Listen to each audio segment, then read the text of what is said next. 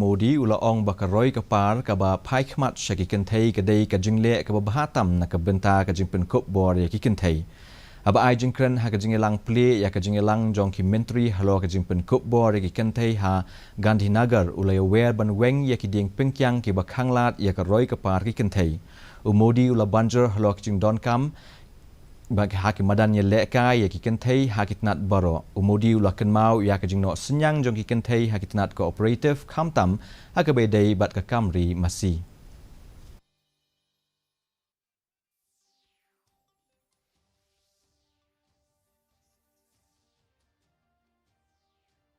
way to empower women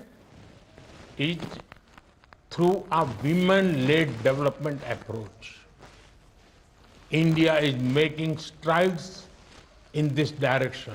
India's President, Srimati Draupadi Murmu,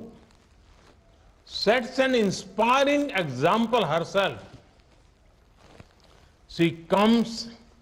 from a humble tribal background, but now leads the world's largest democracy and serves as the commander-in-chief of the world's second largest defense force.